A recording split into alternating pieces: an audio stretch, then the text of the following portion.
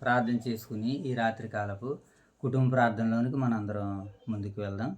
మరి యొక్క సమయంలో యెషయా గ్రంథము 55వ అధ్యాయాన్ని నేడు బైబిల్ పఠనంగా లేఖన భాగాలని మనం చదువుకోవడానికి, నేర్చుకోవడానికి, తెలుసుకోవడానికి సిద్ధపడుతున్నాం కనుక దేవుని యొక్క ఆత్మ సహాయం కొరకు మరి ఈ అధ్యాయంలో రాయబడినటువంటి సందర్భాలని దేవుడు మనకి ఆత్మ సహాయంతో అనుగ్రహించేలాగా, మనం తెలుసుకునేలాగా దేవుడు తన కృపని, తన సహాయాన్ని మనకి అనుగ్రహించేలాగా ప్రార్థన చేసుకుని నేటి రాత్రి కాలపు కుటుంబ ప్రార్థన మనం ప్రారంభించుకుందాం.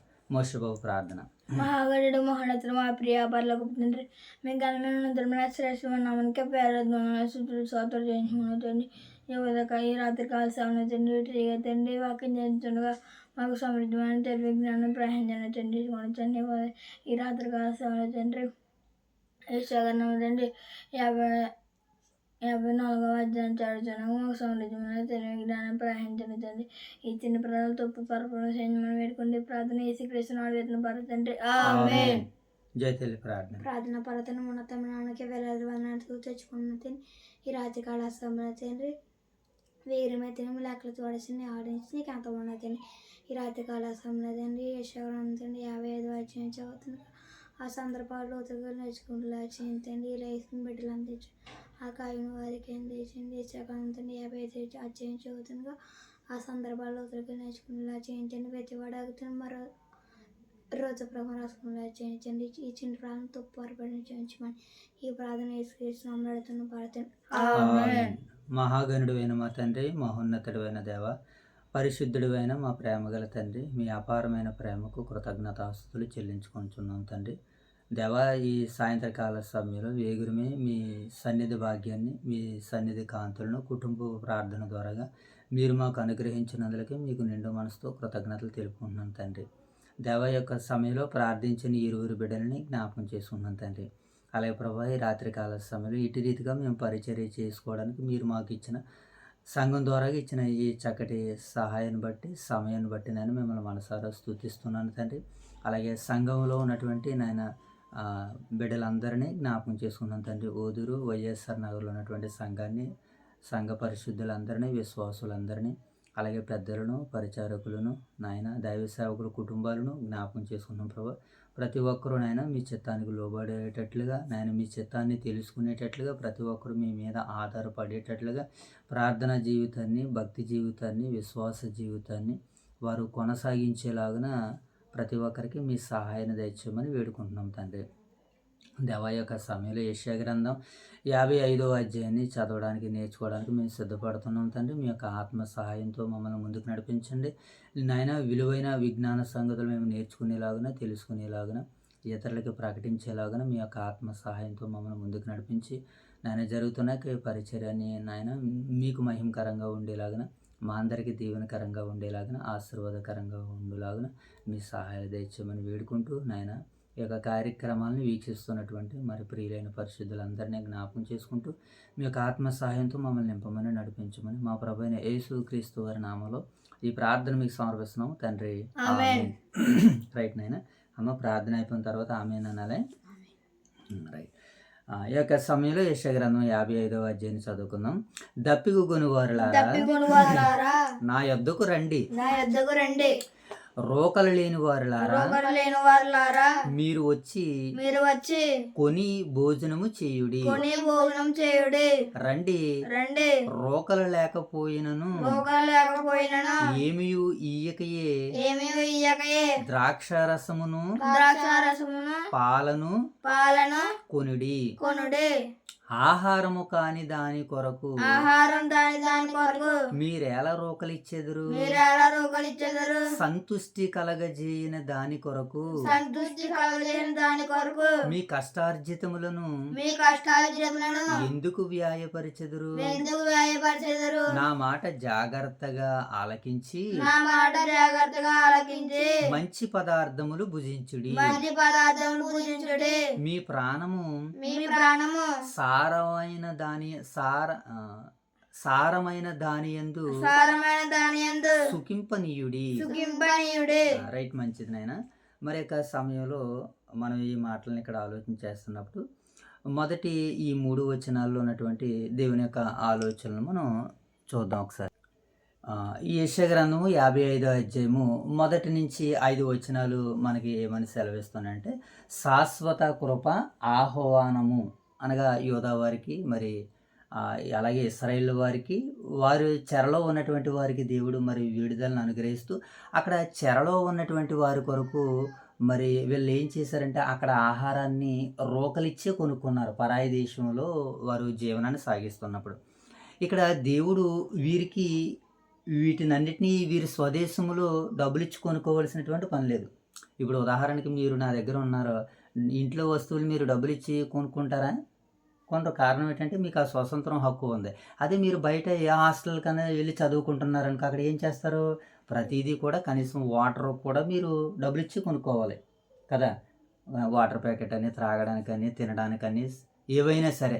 ఇక్కడ దేవుడు కూడా ఏమని చెప్తున్నాడనంటే, వీళ్ళకి ఆ చెరలో ఉన్నటువంటి వారికి విడుదలనిస్తూ వారికి దేవుడు అనుగ్రహిస్తున్నటువంటి చక్కనటువంటి వాగ్దానం ఇక్కడ మనకు కనపడుతుంది. మొదటి మాటలు ఏమన్నాడంటే, దప్పిగొని వారులారా నీళ్ళ యొద్దకు రండి, రోకలు లేని వారులారా మీరు వచ్చి కొని భోజనము చేయుడి. రండి, రోకలు లేకపోయినను ఏమియు ఈయకయే ద్రాక్షారసమును పాలను ఏం చేయమంటున్నాడు? కొనుడి. ఆహారము కాని దాని కొరకు మీరు ఎలా రోకలిచ్చెదరు? సంతుష్టి కలగజేయని దాని కొరకు మీ కష్టార్జితం ఎందుకు వ్యాయపరిచెదరు? నా మాట జాగ్రత్తగా ఆలకించి మంచి పదార్థమును భుజించండి. మీ ప్రాణము సారమైన దాని యందు సుఖింపనీయుండి అని అంటున్నాడు. ఇక్కడ దేవుడు తన మాటల ద్వారాగా మనకు ఆలోచనలు చేస్తూ ఏమంటున్నాడనంటే, ఇప్పుడు ఈ మాటలో ఉన్నటువంటి దీనిని ఏం రాయబడిందో మనం చూస్తున్నాం. మొదటిగా ఉదయకాల సమయంలో మనం విన్నట్లుగా, మొదటిగా దీంట్లో ఏముందో మనము తెలుసుకోవాలి, తర్వాత దీంట్లో ఏముందో మనం వినాలి, తర్వాత దీని నుంచి మనం నేర్చుకోవాలి, తర్వాత దీని నుంచి మనం ప్రజెంట్ అని చేయాలని మనం తెలుసుకున్నాం కదా. ఇక్కడ ఈ భాగంలో మరి తండ్రి అయినటువంటి దేవుడు వారిని అంటూ ఇప్పుడు వాక్యం పరిపూర్ణం చేయబడింది కనుక ఇక్కడ రోకలు అంటున్నాడు ఏంటి, ఆహారం అంటున్నాడు ఏంటి, నీళ్ళు అంటున్నాడు ఏంటి అని జాగ్రత్తగా దీనిని అర్థం చేసుకోవడానికి మనం ప్రయత్నం చేయగలిగినప్పుడు దేవుని మనసు ఏంటో మనకి ప్రస్ఫుటంగా అర్థమవుతుంది. ఇవి మన పూర్వీకుల కొరకు వారు చెరలో ఉన్నప్పుడు వారికి విడుదలను అనుగ్రహిస్తూ దేవుడు మాట్లాడుతున్నటువంటి మాటలు నేడు ఈ లోకంలో పాపం అనేటువంటి చెరలోను, చెడు అనేటువంటి చెరలోను, బందికానాల్లోనూ ఉన్నటువంటి మనల్ని దేవుడు బయటికి విడిపించి మనకి కూడా ఆహారాన్ని ఇస్తానంటున్నాడు, మనకి కూడా నీళ్ళను ఇస్తానంటున్నాడు. ఇప్పుడు అవి దేవుడు ఎలాగిస్తాడు? ఒకసారి యోహాను సువార్తకి వెళ్దాం చూడండి. ఒకసారి యోహాను సువార్త 7వ అధ్యాయము 38వ వచనాన్ని చదువుదాం. యోహాను సువార్త 7వ అధ్యాయము 38వ వచనాన్ని చదువుదాం. ఏం రాయబడింది అక్కడ? 7వ అధ్యాయము 38వ వచనాన్ని చదువుదాం. వదిలేనండి. నా యందు విశ్వాసముంచువాడు ఎవడో లేఖనము చెప్పినట్లు వాని కడుపులో నుండి జీవజల నదులు పారునని బిగ్గరగా చెప్పెను. నా యందు విశ్వాసముంచువాడు ఎవడో లేఖనము చెప్పినట్లు వాని కడుపులో నుండి జీవజల నదులు పారునని బిగ్గరగా చెప్పుచున్నాను. అలాగే కింద మాట కూడా, తన యందు విశ్వాసముంచువాడు పొందబోవు ఆత్మను గురించి ఆయన ఈ మాట చెప్పి ఉన్నాడు. యేసు ఇంకనూ మహిమపరచబడలేదు గనక ఆత్మ ఇంకనూ అనుగ్రహింపబడి ఉండలేదు. నా యందు విశ్వాసముంచువాడు ఎవడో, ఏమండి, వాడు కడుపులో నుంచి ఏమొస్తాట?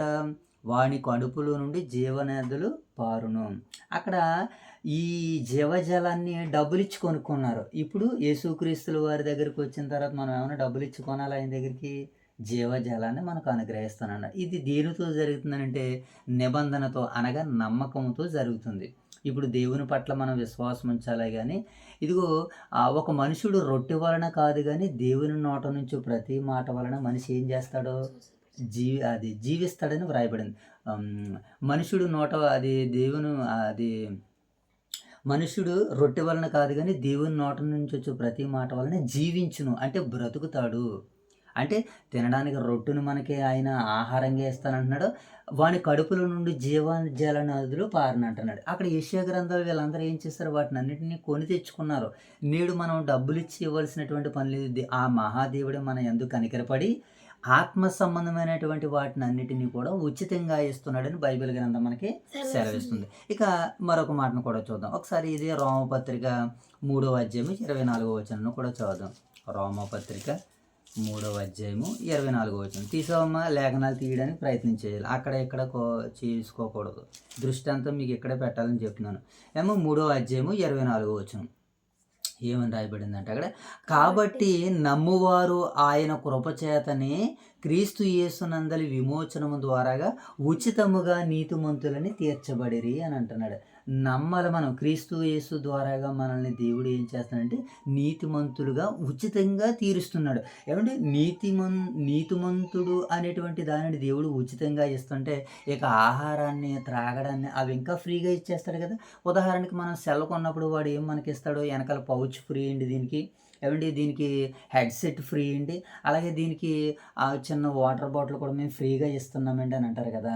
దేవుడే మనల్ని నీతిమంతులుగా చేస్తుంటే ఇక తినడానికి, త్రాగడానికి అవి ఇంకా చిన్నవి అనమాట. నీతిమంతుడు ముందు ఇంక ఇవి చిన్నవిగా మనకు కనబడుతున్నాయి. కనుక దేవుడు ఏం చెబుతున్నాడో అని మనం జాగ్రత్తగా ఆలోచన చేస్తే, కాబట్టి నమ్మువారు ఆయన కృపచేతనే యేసుక్రీస్తునందలి విశ్వాసం ద్వారా ఏం చేస్తున్నారట, నీతిమంతులుగా తీర్చబడుతున్నారని వాక్యం సెలవిస్తుంది. అలాగే మరొక మాటను కూడా చూద్దాం. చూడండి, ఎపిసి పత్రిక 2వ అధ్యాయం 8వ వచనం కూడా చదువుదాం ఒకసారి. ఎపిసిలకు రాసినటువంటి పత్రిక 2వ అధ్యాయము 8వ వచనాన్ని కూడా చదువుదాం. ఏమని రాయబడింది అక్కడ వదిలేనని నేను తీసుకుంటాను. 2వ అధ్యాయము 8వ వచనం చదువుదాం ఒకసారి.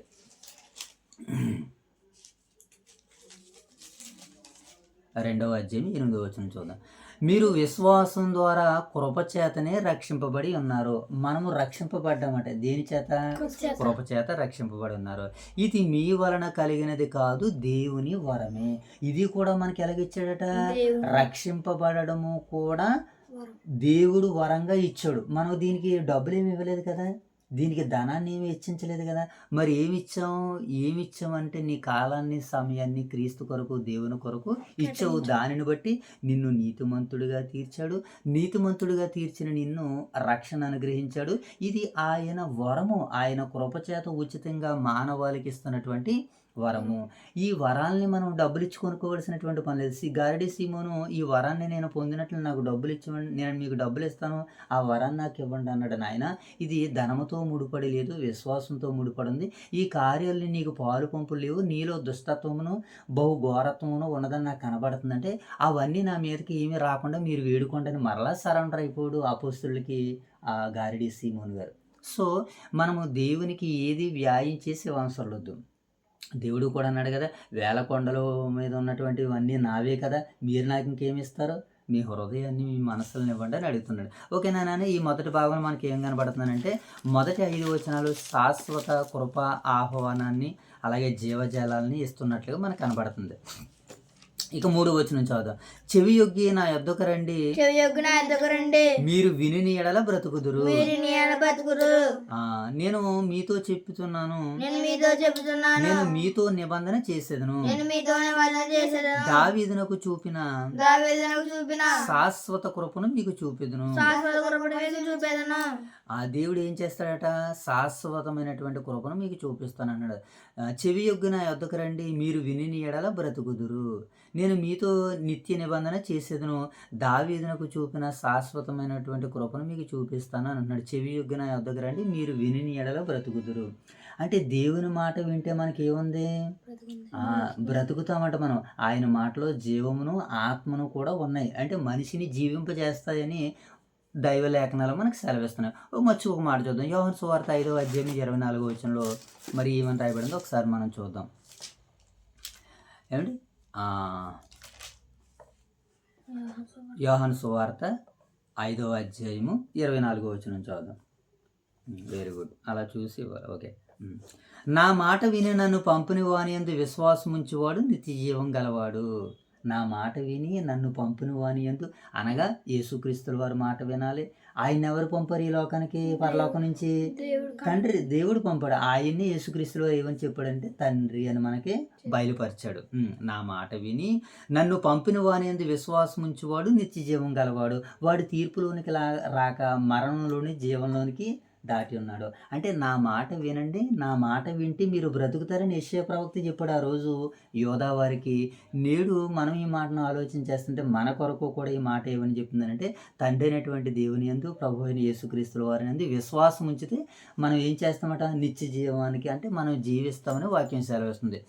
ఇది 4వ వచనం అయింది కదా. ఇప్పుడు 5వ వచనం కూడా చదువుదాం చూడండి. కింద 5వ వచనం ఏమని రాయబడింది?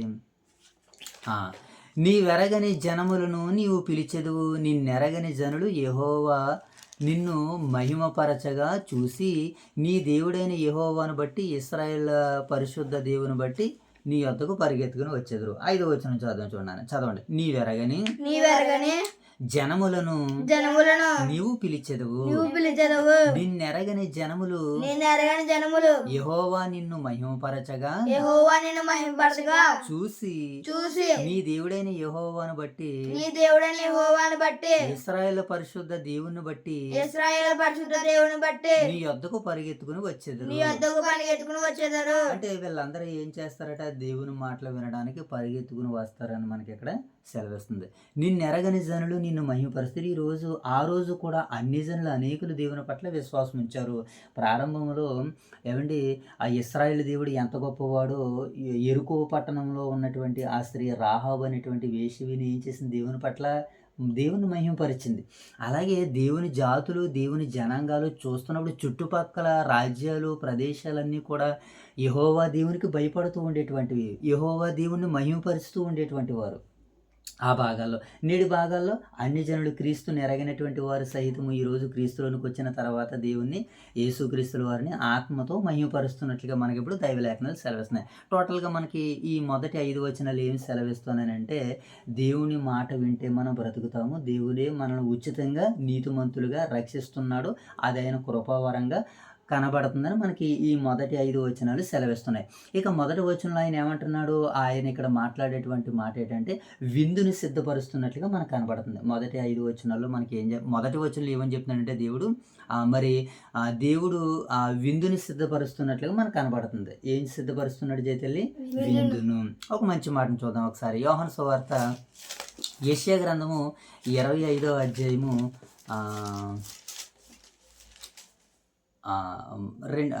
యెషయా గ్రంథము 25వ అధ్యాయము 6వ వచనం చూద్దాం.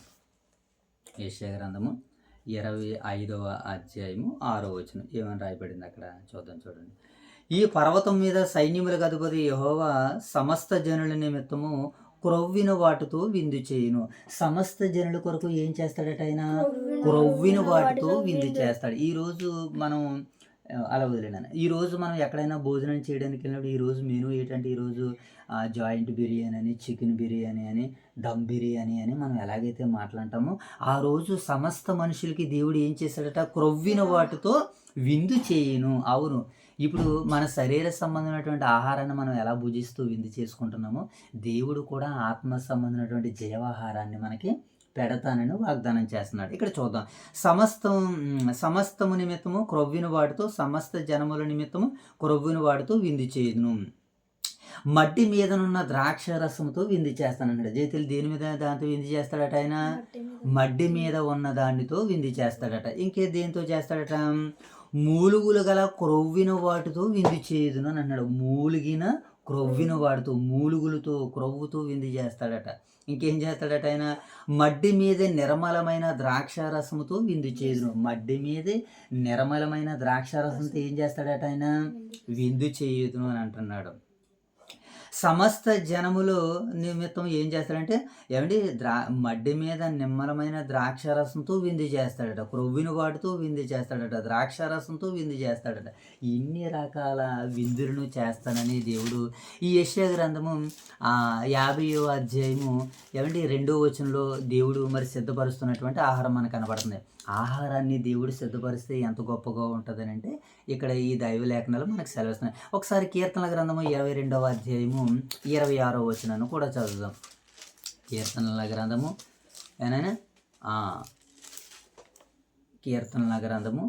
ఎన్నో అధ్యాయం అనుకున్నాం? 22వ అధ్యాయము 26వ వచనాన్ని చదువుదాం. 22, 26వ వచనాన్ని చదువుదాం. దీనులకు ఆ, దీనులను దీనులు భోజనం చేసి తృప్తి పొందుదురు. దీనులు ఏం చేసి తృప్తి పొందుతారంట అన్నమాట? భోజనం భోజనం చేసి. చేసి. యేసుక్రీస్తుల వారు చెబుతున్నటువంటి ఆ మంచి మాటలు వినడానికి వచ్చినటువంటి వాళ్ళందరూ కూడా ఏం చేశారు? దీనులకి భోజనాన్ని పెట్టాడు, ఆహారాన్ని పెట్టాడు, రొట్టెలు పెట్టాడు. ఏమండి, వారికి ఏం పెట్టాడు? రొట్టెలు పెట్టాడు, వారికి ఆహారాన్ని ఇచ్చాడు, చేపలను పెట్టాడు. ఏమండి, అది నీళ్ళనిచ్చాడు, ద్రాక్ష రసాన్ని ఇచ్చాడు. కనుక దేవుడు ఏం చేస్తాడంటే దీనులు భోజనం చేసి తృప్తి పొందుదురు, యెహోవాను వెదుకువారు ఆయనను స్తుతించెదరు, మీ హృదయములు తెప్పరిల్లి నిత్యము బ్రతుకుతారట. దేవుని మాటల్లో ఏముందంటే తృప్తి పొందుతారని మరికి ఇక్కడ మనకి వాక్యం మనకి సెలవిస్తుంది. అలాగే మత్తయి సువార్త 22:2లో కూడా ఏమని రాయబడిందంటే ఆయన పరలోకాన్ని పెండ్లి విందుశాలతో పోల్చాడు.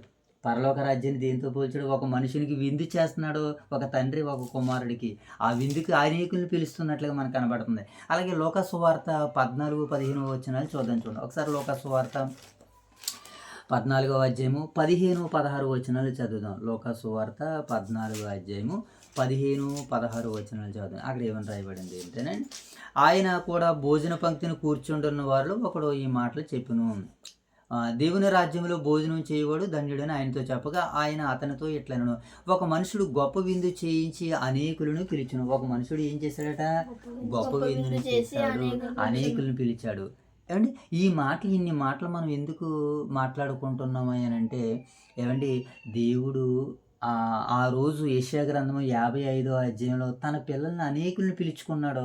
కానీ వారెవరో వచ్చిన వారు తక్కువ మందికి కనపడుతున్నారు. నేడు మనం అందరము ఆయన మాటలోనికి రావాలని, ఆయన మాటలోనికి మనమందరం వెళ్తే మనకి ఏముందనంటే ఆహారము, జీవజలము. ఏమండి, ఆహారము, జీవజలము, అలాగే మనకి ఏమున్నది? ఇంకా అనేకమైనటువంటి నీతిమంతులుగా చేస్తానంటున్నాడు, రక్షిస్తానంటున్నాడు. ఇవన్నీ దేవుడు మనకి దీవెనలుగా ఇస్తానంటున్నాడు ఈ మొదటి 5 వచనాల్లో. ఇక చివరగా యోహాను సువార్త 6వ అధ్యాయం 27వ వచనం కూడా చదువుతాం. ఈ సందర్భంలో 2వ వచనానికి కొనసాగింపుగా యోహాను సువార్త 6వ అధ్యాయం 27వ వచనం చదువుదాం. ఓకే అమ్మా, 6వ అధ్యాయం 27వ వచనం. క్షయమైన ఆహారం కొరకు కష్టపడకూడదు కానీ నిత్యజీవము కలగజేయు అక్షయమైన ఆహారం కొరకే మీరు కష్టపడండి, మనుష్య కుమారుడు దానిని మీకు ఇచ్చును. ఇందుకే తండ్రి అయిన దేవుడు ఆయనకు ముద్ర వేసి పంపి ఉన్నాడు. మనం అందరూ ఇప్పుడు దేని కొరకు కష్టపడాలి? ఆ రోజు శరీర సంబంధమైనటువంటి ఆహారం కొరకు, దాహం కొరకు ఆ రోజు వారికి వినబడినటువంటి వర్తమానం. ఈరోజు మనకి వినబడుతున్న వర్తమానం ఏంటి? అక్షయమైన ఆహారము అనగా వాక్యాన్ని మనం భుజించడానికి కష్టపడాలి.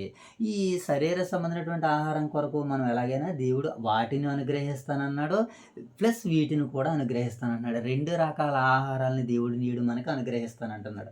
అది మనకి 11వ వచనంలోకి వెళ్తే మనకి అక్కడ వానికి ఆహారాన్ని, విత్తనాన్ని నేను అనుగ్రహిస్తున్నాను వర్షం ద్వారా కానీ మనకి ఇదే భాగంలో కనబడుతుంది. ఒకసారి యెషయా గ్రంథము 55వ అధ్యాయంలో మనకి బాగా భూమిని తడిపి విత్తువానికి విత్తనమును, భుజించువానికి ఆహారమును కలుగుటికే అది చిగిర్చి వర్ధిల్లినట్లు చేయును, అలాగే నా నోట నుండి వచనమును ఉండినని దేవుడు ఏం చేస్తున్నాడంటే ఇక్కడ వాగ్దానాన్ని చేస్తున్నాడు. మనకి శరీర సంబంధమైనటువంటి ఆహారాన్ని దేవుడు సమకూరుస్తున్నాడు, సిద్ధపరుస్తున్నాడు.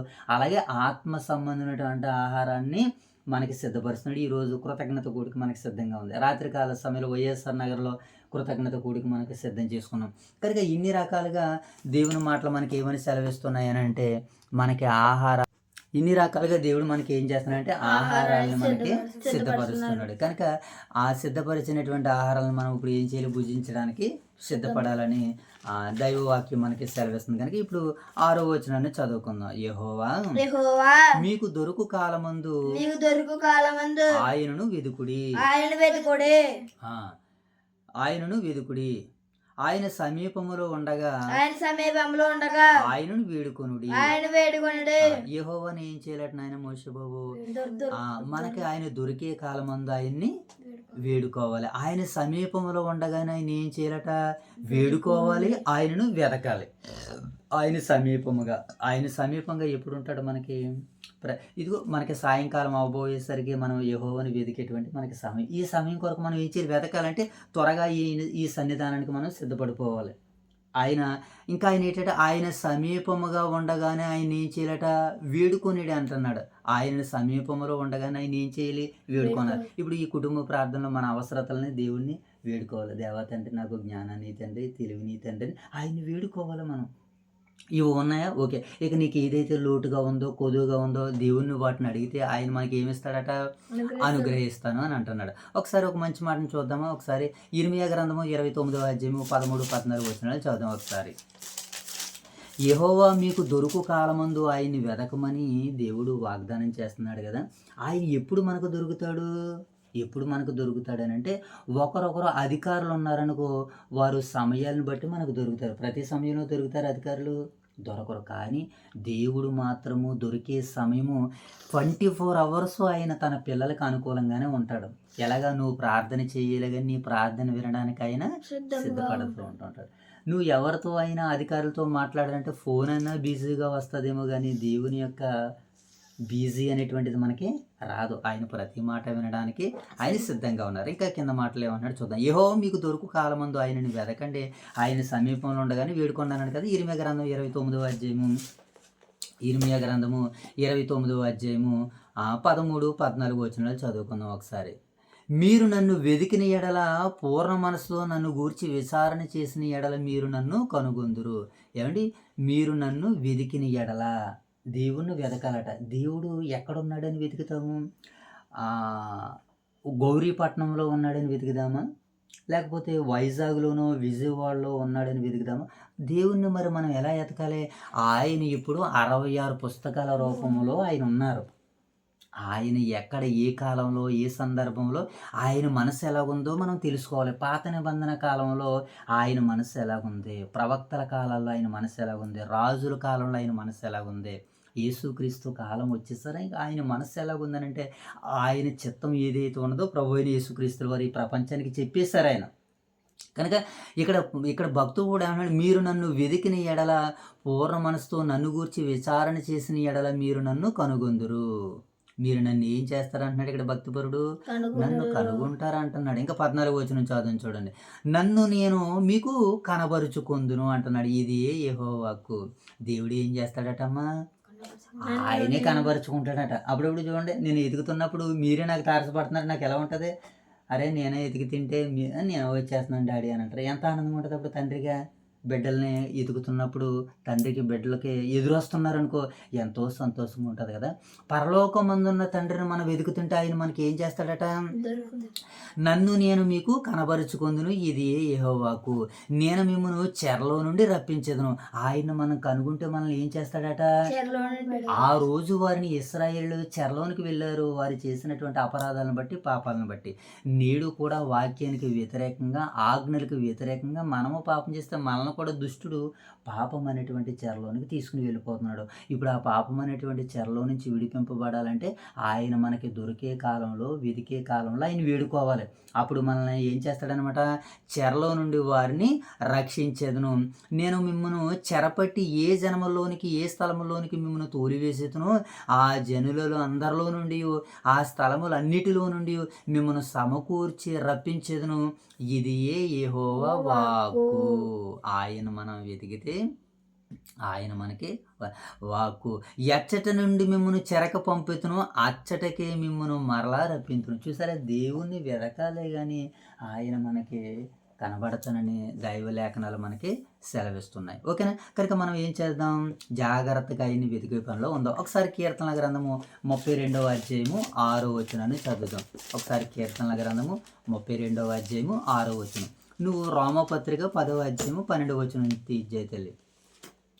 కీర్తన గ్రంథము 32వ అధ్యాయము 6వ వచనం చదువు. కావున నీ దర్శన కాలమందు నీ భక్తులు నిన్ను ప్రార్థన చేయుదురు. నీ దర్శన కాలమందు దేవుడు మనకి ఎప్పుడు దర్శనాన్ని ఇస్తాడు? నువ్వు ఎప్పుడైతే ప్రార్థనకి సిద్ధపడుతున్నావు అప్పుడు నీకు దర్శనాన్ని ఇస్తున్నాడు. అరే నాతో మాట్లాడుకోరా అని. కానీ ప్రార్థన చేయడానికి ఇష్టపడతామా? మోకరించడానికి ఇష్టపడతామా?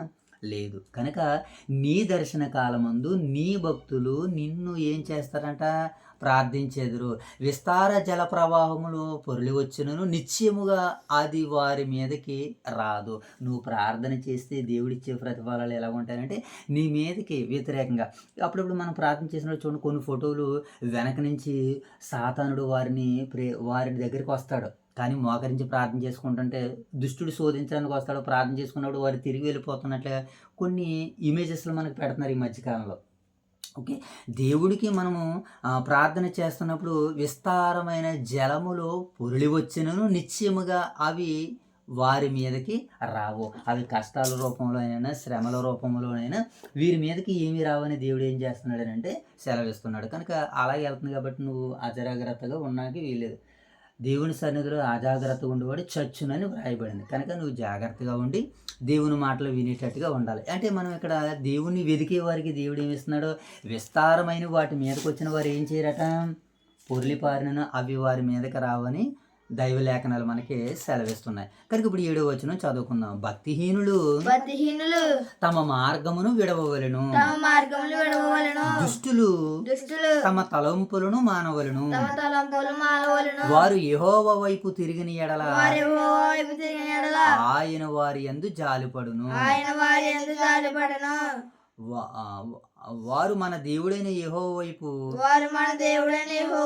తిరిగిన ఎడల ఆయన బహుగా క్షమించును.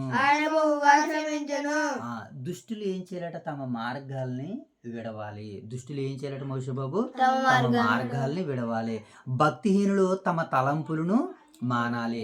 వారు యెహోవా వైపు తిరిగిన ఎడల, మన దేవుడైన యెహోవా వైపు తిరిగిన ఎడల వారిని బహుగా క్షమిస్తానంటున్నాడు, వారి ఎడల జాలి పడతాను అని అంటున్నాడు. భక్తిహీనుల మార్గాన్ని ఏం చేయాలంటే విడవాలి, వారి తలంపులు మానాలి, అప్పుడు వారి యందు జాలి పడతానంటున్నాడు, వారిని క్షమిస్తాను అని అంటున్నాడు. చూసారా ఎంత గొప్ప దేవుడు. ఇవన్నీ మనం డబ్బులు ఇచ్చి పెట్టాలా? డబ్బులు ఇచ్చి పెట్టాల్సలొద్దు. ఆయన యందు భయభక్తులు కలిగి ఉంటే ఈ రాయితీలన్నీ దేవుడు మనకు అనుగ్రహిస్తానంటాడు. అతిక్రమములను దాచిపెట్టేవాడు వర్ధిల్లాడు, కానీ వాటిని విడిచిపెట్టి ఒప్పుకునేవాడు కనికరము పొందినంటే క్షమాపణ దేవుడు అనుగ్రహిస్తానంటున్నాడు. క్షమాపణతో పాటు మరలా ఆ వ్యక్తికి ఏమి ఇస్తాడట, దైవ దీవెనలు ఇస్తాను అని అంటున్నాడు. చూద్దాం ఒకసారి 1 యోహాను పత్రిక దగ్గరికి వెళ్దాం. 1 యోహాను పత్రిక 1వ అధ్యాయము 9వ వచనంలో ఈ రీతిగా వ్రాయబడింది. ఏమని రాయబడిందో చూద్దాం. అదే జైతులు వెలిగించాం. 1 యోహాను పత్రిక 1వ అధ్యాయము 9వ వచనం చదువుదాం. మన పాపములను మనం ఒప్పుకొనిన ఎడల ఆయన నమ్మదగిన వాడును నీతిమంతుడును గనక ఆయన మన పాపములను క్షమించి, అంటే మన పాపాలని క్షమిస్తున్నాడని అంటే ఎలా క్షమిస్తున్నాడట, క్షమించినటువంటి తర్వాత మరలా మనం మరొక పాపంలోనికి వెళ్లకుండా దేవుడు తన కాపుదలను అనుగ్రహిస్తాడట. ఎలా కాపుదలను అనుగ్రహిస్తాడట, ఆయన మన పాపములను క్షమించి సమస్త దుర్నీతి నుండి మనను పవిత్రులుగా చేయును. మనల్ని కాపాడతాడట, రక్షించి ఏం చేస్తాడట, సమస్త దుర్నీతి నుండి మనల్ని కాపాడతాడట. ఇప్పుడు ఆయన మన పాపమును ఒకరితో ఒకరు మనం ఒప్పుకుని మనం క్షమించమని దేవుణ్ణి వేడుకుంటే, మన పాపమును మనం ఒప్పుకొని మన పాపమును మనం ఒప్పుకొని ఎడల ఆయన నమ్మదగిన వాడును నీతిమంతుడును గనక ఆయన ఏం చేస్తాడు, మనల్ని మన పాపాలన్నింటినీ క్షమించి సమస్త దుర్నీతి నుండి మనల్ని ఏం చేస్తాడనంటే పవిత్రులుగా చేస్తానని ప్రభువు మరి ఇక్కడ ఈ భాగంలో మనకు తెలియజేస్తున్నాడు. కనుక భక్తిహీనులు ఆయన మార్గాల్లో నడవాలి. భక్తిహీనులు తమ మార్గాలను విడిచిపెట్టి దైవ మార్గాల్లో నడాలని ఇక్కడ మనకు వాక్యం సెలవుస్తుంది. ఇప్పుడు 8వ వచనం చదువు. నా తలంపులు మీ తలంపులు వంటివి కావు, మీ త్రోవలు నా త్రోవల వంటివి కావు, ఇదియే యెహోవా వాక్కు. ఆకాశములు భూమికి ఎంత ఎత్తుగా ఉన్నవో మీ మార్గములు కంటే నా మార్గములు మీ తలంపులు కంటే నా తలంపులు అంత ఎత్తుగా ఉన్నవి. ఇక్కడ ఈ 8 నుంచి 9 వచనాల్లో దేవుని యొక్క ఆలోచనలు, మానవాళి ఆలోచనలు దేవుని యొక్క ఆలోచనలు ఎంత గొప్పవో తెలియజేస్తున్నాడు. మన ఆలోచనలు ఎలా పనిచేస్తాయి, ఈ భూమి మీద భూలోకం కొరకే ఆలోచన చేస్తాయి, కానీ దేవుని ఆలోచనలు మనం ఊహించుకున్న దానికంటే ఎక్కువగా దేవుడు అనుగ్రహిస్తానంటున్నాడు. ఓకేనా, అర్థమైంది అన్నమాట. ఏంటి, నా తలంపులు మీ తలంపులు అంటే మన తలంపులు ఏంటి, మనకు ఒక ఉండడానికి ఇల్లు, తాగడానికి నీరు, కట్టుకోవడానికి బట్ట ఉంటే సరిపోతుంది అనుకున్నాం. దానితో పాటు దేవుడు ఇంకా గొప్పవి అనుగ్రహిస్తానంటున్నాడు. నీ తలంపు ఏంటి, ఒక ఇల్లు కట్టుకోవాలన్నటువంటి ఒక ఆశ, ఆ ఇంటికి ఏం కావాలో వాటిని అన్నింటినీ సిద్ధపరిచేది దేవుని తలంపు. నీ తలంపు ఏంటి, చిన్న తలంపుగా ఉంటుంది. ఇది నువ్వు అర్థం చేసుకోవడానికి. మీ త్రోవలు నా త్రోవలు వంటివి కావు, ఇది మన త్రోవలు ఏంటి, ఆ దేవుని సన్నిధికి వెళ్దాం, ఈరోజు మనం అక్కడ చక్కగా ఆయన మాటలు విందాం అని అనుకుంటాం, మనం తిరిగి వచ్చేద్దాం కానీ అక్కడ దేవుడు కార్యాన్ని చేస్తాడు. నీకు కావలసినటువంటి సహాయాన్ని సేవకుల ద్వారాగాను కుటుంబం ద్వారాగాను నీకు అనుగ్రహిస్తాడు, అందిస్తాడు. ఓకేనా?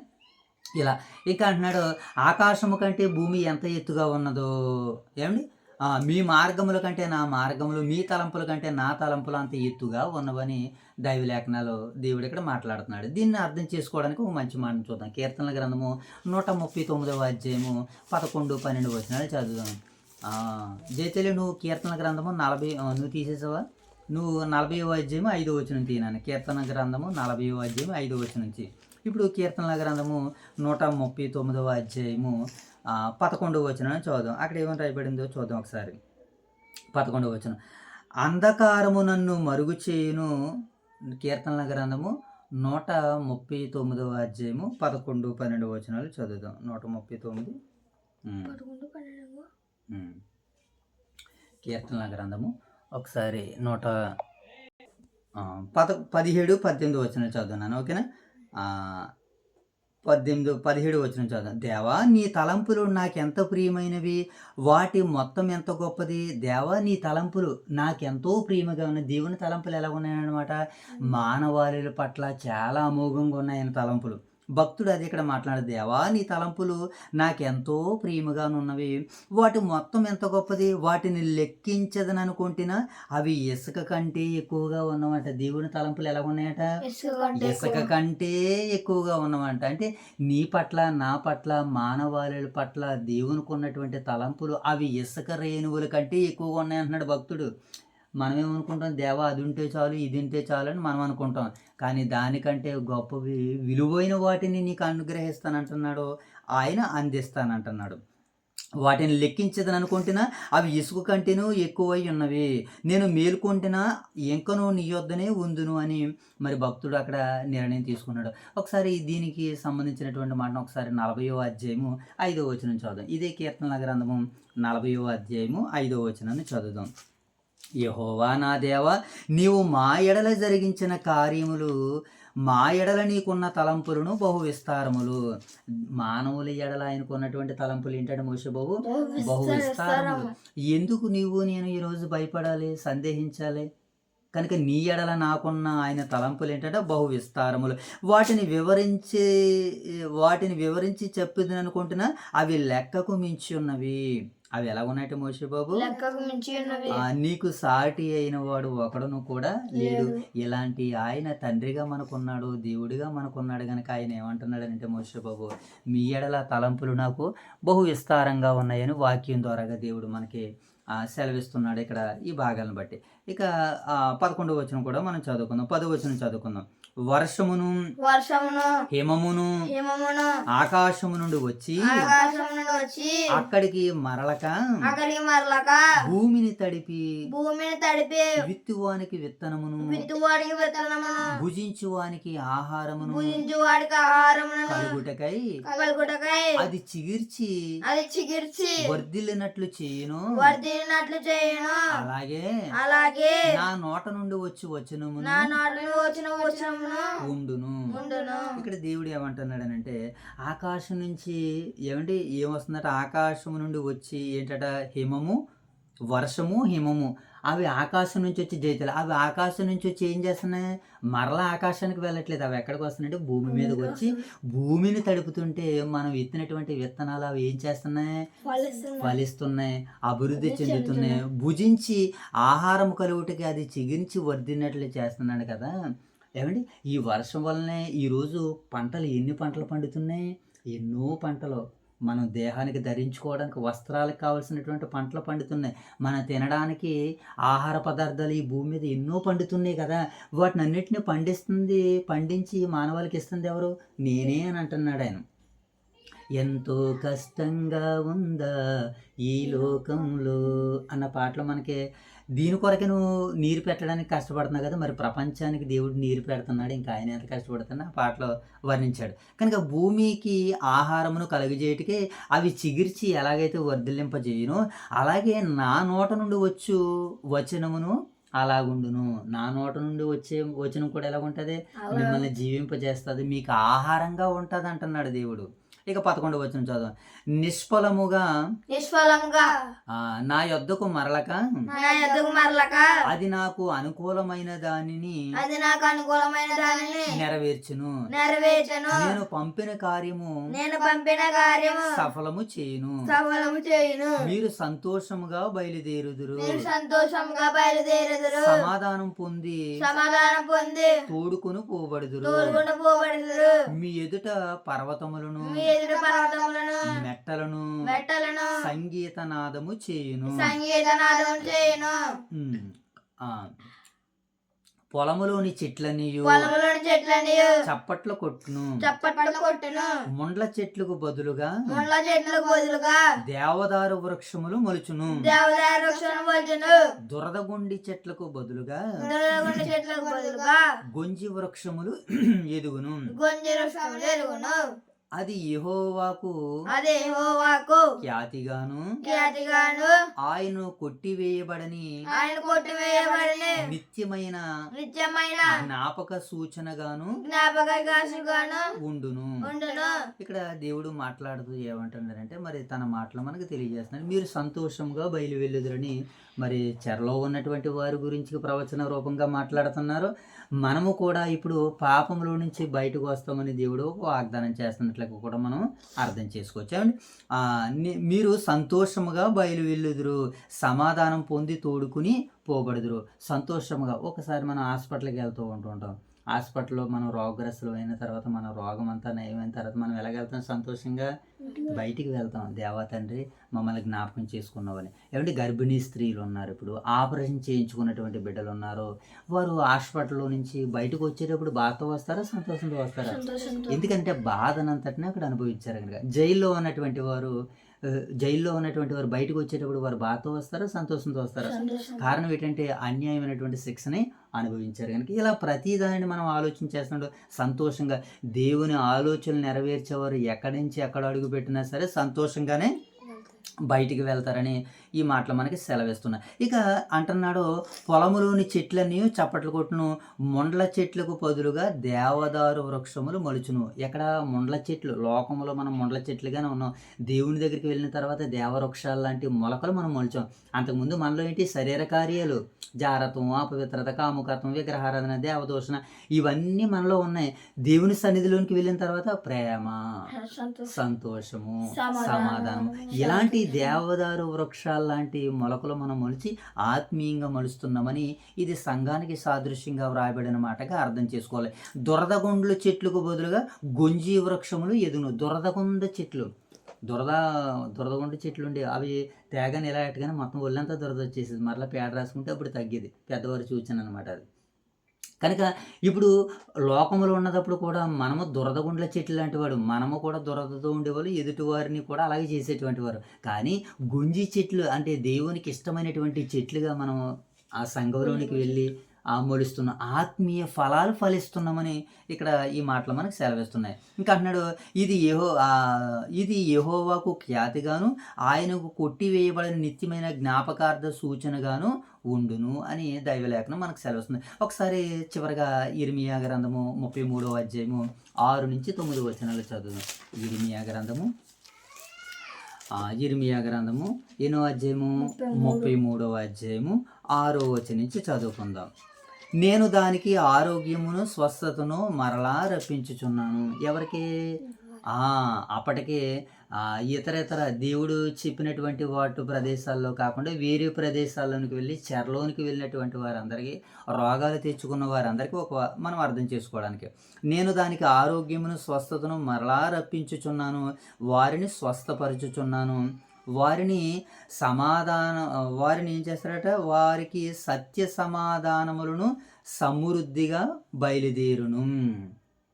చెరలో నుండి యోధా వారిని, ఇశ్రాయేలు వారిని నేను రప్పించుచున్నాను. చెరలో నుండి ఏం చేస్తాడంటే దేవుడు?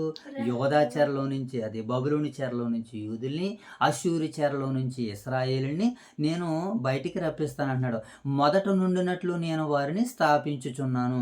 వారు నాకు విరోధముగా చేసిన పాపమును దోషమును ఉండకుండా వారిని పవిత్రపరచుదును. వారు నాకు విరోధముగా చేసిన దోషములన్నిటినీ తిరుగుబాటులన్నిటినీ క్షమించేదును అని అంటున్నాడు. ఏం చేస్తాడటండి దేవుడు? క్షమిస్తాను అని అంటున్నాడు. కనుక ఇక్కడ ఈ 55వ అధ్యాయం నుంచి దేవుడు మనకి ఏమి నేర్పిస్తున్నాడు అంటే, ఈ 55వ అధ్యాయం నుంచి దేవుడు మనకి ఏమి నేర్పిస్తానంటున్నాడనంటే, దప్పిగా ఉన్నటువంటి వారు, దాహంతో ఉన్నటువంటి వారు, ఆకలితో ఉన్నటువంటి వారికి దేవుడు తన సర్వసమృద్ధిని అనుగ్రహిస్తానంటున్నాడు. ఏమో ఆ రోజు చెరలో ఉన్నటువంటి వారికి, ఈరోజు పాపం అనేటువంటి చెరలో ఉన్నటువంటి మనకి ఆయన ఆహారాన్ని, నీళ్లను ఇస్తానంటున్నాడు. అవి డబ్బుతో రోకలిచ్చి కొనుక్కునే పని లేదు, అది ఉచితముగా అనుగ్రహిస్తానంటున్నాడు. సంఘాన్ని ఈరోజు మనం ఆశ్రయిస్తే సంఘం ద్వారాగా దేవుడు సర్వసమృద్ధిని మనకు సిద్ధం చేస్తానని దైవ లేఖనాలు మనకి ఇక్కడ సెలవిస్తున్నాయి. దేవుని తలంపులు మానవ తలంపుల కంటే గొప్పవి. కనుక మీరు ఎప్పుడు కూడా నేను ఇంతే కాదని ఎప్పుడు అనుకోకండి. నీ తలంపు కంటే దేవుని తలంపు అది అనుకోవాలి. దేవా, నా ఎడల నీకున్న తలంపులు బహు విస్తారములు కనుక నా ఎడల నీ చిత్తం నెరవేర్చుతండి అని ప్రార్థించాలి మనం ఎప్పుడు కూడా. ఆలోచన తీసుకోక నా ఎడల నీ చిత్తం ఏదైతే ఉన్నదో తెలియజేయని ఆయన తండ్రిని దేవుణ్ణి వేడుకోవాలి. అలాగే యెహోవా దొరకు కాలమంది ఆయనను మనం ఏం చేయాలి? వెతకాలి, ఆయన్ని పట్టుకోవాలని దేవుని వాక్కు మనకి సెలవిస్తుంది. కనుక దేవుడు మరి ఎంతవరకు అందించిన ఆయన యొక్క పరిశుద్ధాత్మ సహాయాన్ని బట్టి, ఎంతవరకు అందించిన వాక్య సందేశాన్ని బట్టి దేవదేవుని కృతజ్ఞతలు తెలుపుకుంటూ ప్రార్థన చేసుకుందాం అందరూ. మహాపరిశుద్ధుడైన మా ప్రేమగల తండ్రి, దయగల దేవ, మీకు వందనాలు తండ్రి. ఈ సాయంత్రం రాత్రి కాల సమయంలో వేగురమే మీ సన్నిధి భాగ్యాన్ని ఇచ్చారు ప్రభావ. ఎంతసేపు 55వ అధ్యాయం ద్వారా మీరు ధారాళంగా మాతో మాట్లాడి మమ్మల్ని బలపరిచి మహిమ కొరకు నిలబెట్టినందుకు కృతజ్ఞతలు ప్రభావ. దీనిని ఇంకా పరిపూర్ణ స్థాయిలో నాయన మేము వివరించగలుగుటకు, నేర్చుకోగలుగుటకు, తెలుసుకునగలుగుటకు మాకు మరింత సమయమును మీరు మాకు మరింత సమయాన్ని అనుగ్రహించమని వేడుకుంటున్నాము తండ్రి. దేవ, ఇవ్వబడిన ఈ కాలంలో, ఈ సమయంలో మీ మహిమ కొరకు ప్రయత్నపడుచుండగా తండ్రి, మీ సహాయాన్ని నాయన చక్కగా అనుగ్రహిస్తున్నందుకు మరొకసారి కృతజ్ఞతలు తెలియజేసుకుని, ఇంతకంటే నాయన చక్కగా దీనిని విడదీసి ప్రభావ ఆత్మ సంబంధమైనటువంటి ఆహారాన్ని నీ బిడ్డలకు పెట్టుటకు, అనుగ్రహించుటకు మీ సహాయాన్ని నిరంతరం మాకు అనుగ్రహించమని వేడుకుంటూ ప్రార్థిస్తున్నాం తండ్రి. అలాగే ప్రభు, ఈ యొక్క పరిచయను వీక్షిస్తున్న ప్రియులైన పరిశుద్ధులందరినీ దర్శించండి, దీవించండి, ఆశీర్వదించండి. వారిని, వారి కుటుంబాలను మీ సన్నిధానంలో వృద్ధిలోనికి నడిపించండి. వారు ఎంత అయితే సమయాన్ని ఈ చిన్న పరిచర్య కొరకు కేటాయిస్తున్నారో ప్రభు, రెట్టింపు దీవెనలు, ఆశీర్వాదాలు వారికి ఆయుష్ రూపంలోను, ఆరోగ్య రూపంలోను, సంవత్సరాల రూపంలోను, దినాల రూపంలోను నీ బిడ్డలకు అనుగ్రహించమని వేడుకుంటూ ప్రార్థిస్తున్నాం తండ్రి. అలాగే ప్రభు, ఈ రాత్రి కాల సమయంలో ఈ పరిచయను ముగించుకుని తండ్రి, మరి నాయన అరుంధతిపేటలో జరుగుతున్నటువంటి కృతజ్ఞత కూడిక మా ప్రియులు నాయన తండ్రి నాగరాజు గారిని, అలాగే వర్షా తల్లి గారిని మీరు జ్ఞాపకం చేసుకుని ఆ కుటుంబం ద్వారాగా సంవత్సరంలో కొన్ని పర్యాయాలు ప్రభా ఆ కుటుంబాన్ని సంఘం ద్వారాగా దర్శించే భాగ్యాన్ని ఇచ్చారు దేవా. వారికి, వారి కుటుంబానికి కావాల్సిన సర్వసమృద్ధిని సిద్ధం చేయండి. అలాగే ప్రభా, పరిచారకులు అక్కడ నాయన ఆల్రెడీ నాయన పరిచర్య చేస్తుండగా మీ సహాయాలు అనుగ్రహించండి. అక్కడ మాట్లాడబోతున్న మీ సేవకులు మీరుండి విలువైన వర్తమానాన్ని అనుగ్రహించమని, అందించమని మనసారా వేడుకుంటూ కోరుకుంటూ తండ్రి, మరలా మేము తిరిగి నాయన మీ సన్నిధానంలో కూడుకునే పర్యంతవరకు మీ తోడుని, మీ యొక్క సహాయం ఇచ్చి మమ్మల్ని ముందుకు నడిపించమని మా ప్రభువైన యేసుక్రీస్తు వారి నామములో ఈ ప్రార్థనకు సమర్పిస్తున్నాం మా కన్న తండ్రి. ఆమేన్ తండ్రి. అందరికీ వందనాలైనా. God bless you. Thank you.